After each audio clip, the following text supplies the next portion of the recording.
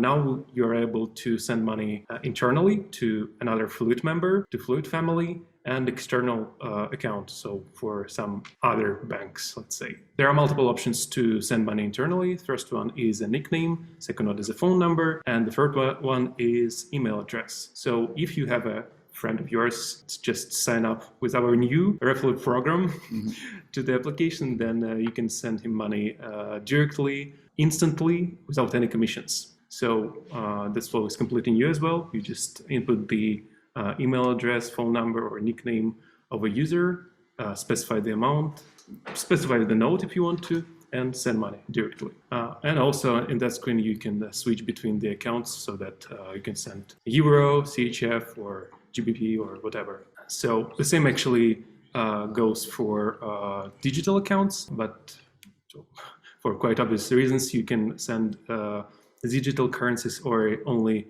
via internal flow. In the digital world, Yeah. essentially, right? Yeah.